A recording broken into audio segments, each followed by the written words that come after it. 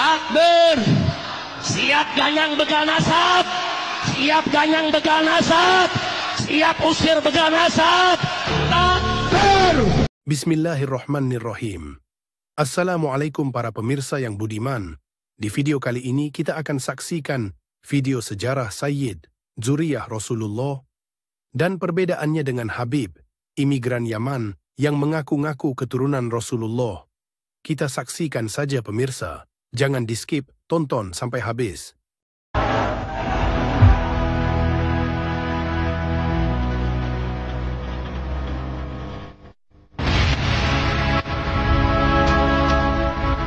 Sayyid dan Habib merupakan dua entitas berbeda.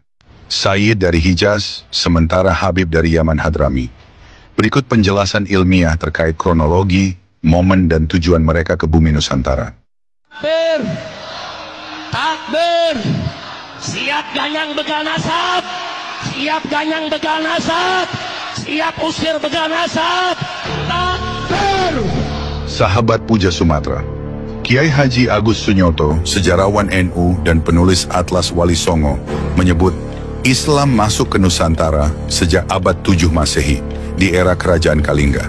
Namun sifatnya masih individual atau lewat para pedagang, belum bersifat komunal atau masif dan sistematis. Pada abad 9 hingga 10 Masehi, para penyebar Islam dari Persia sudah mengawali masuk ke Nusantara. Mereka dikenal keluarga Lor yang membangun pemukiman di Jawa bernama Pemukiman Loram atau Loran. Di antara tokohnya bernama Fatimah binti Maimun hingga Syekh Subakir. Pada abad 14 Masehi, para pemuka Islam dari Iran, Maroko, dan Uzbekistan yang leluhurnya berasal dari Hijaz sudah berdatangan ke Nusantara dalam rangka persebaran Islam. Mereka adalah keluarga Sayyidina Hasan dan Sayyidina Husain yang menyebar ke berbagai wilayah. Mereka adalah Sayyid Al-Kazimi Al-Husaini dan Al-Jilani Al-Hasani yang datang ke Nusantara. Para Sayyid Hijaz ini datang ke Nusantara membawa sikap ramah berbasis kearifan lokal.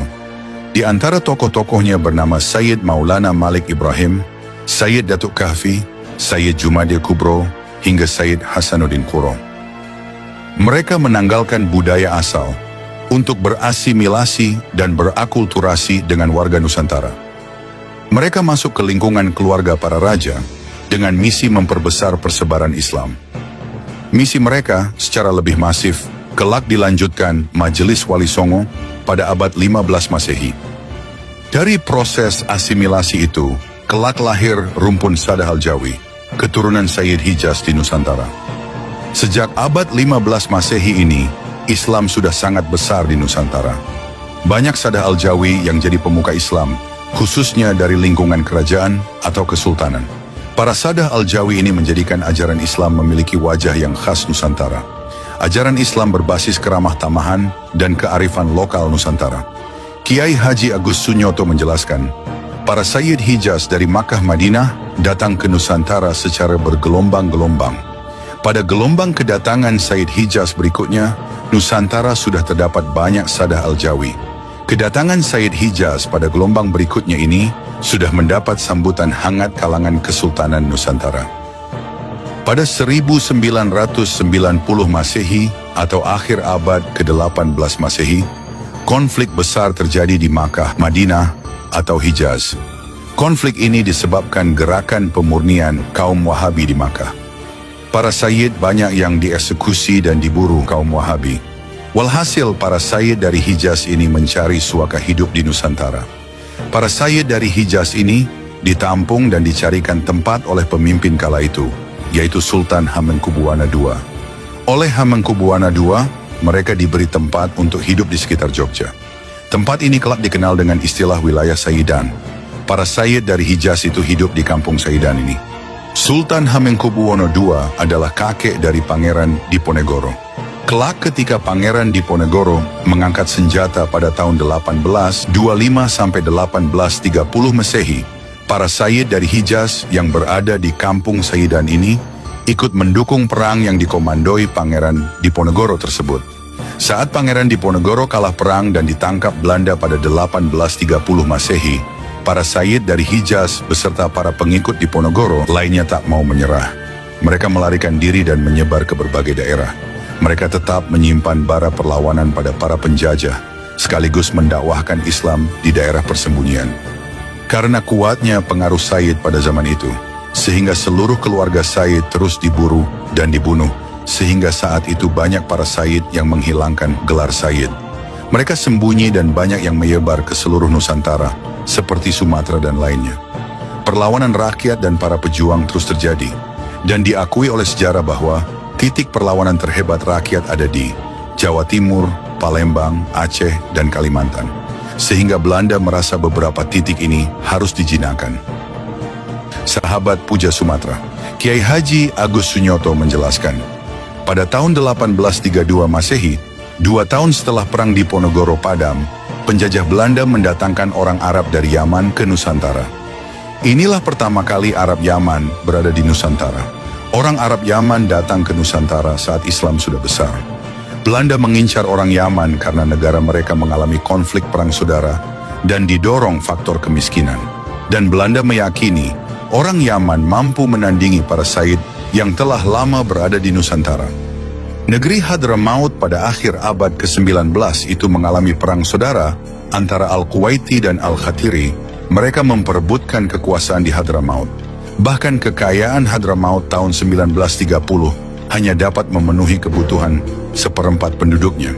Padahal penting dicatat, pada tahun itu 20-30% penduduk Hadramaut tinggal di berbagai negara lautan India.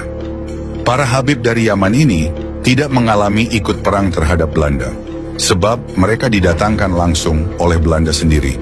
Di Nusantara, Habib dari Yaman diangkat Belanda menjadi kapitan Arab, mufti, dan sejumlah jabatan administratif penting lainnya.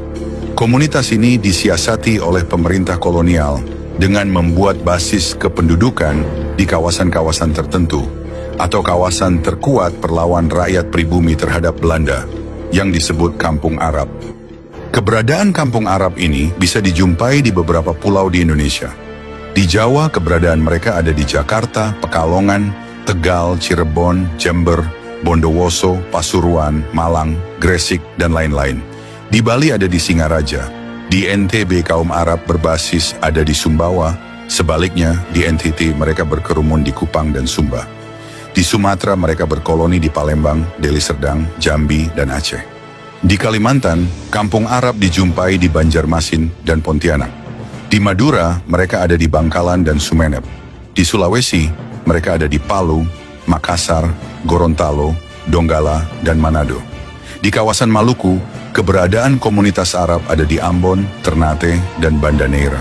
Beberapa Sada Alawiyin generasi awal oleh kolonial dimasukkan atau ditempatkan untuk melanjutkan kerajaan atau kesultanan, seperti Kesultanan Pontianak, Siak Sri Indrapura, Sambas, Pelalawan, Riau Lingga, dan sebagainya.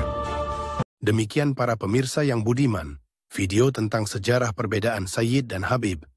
Sayyid dan Habib merupakan dua identitas berbeda, Sayyid dari Hijaz, sementara Habib dari Yaman Hadrami, serta menjelaskan sejarah mereka secara ilmiah terkait kronologi, momen dan tujuan mereka ke bumi Nusantara.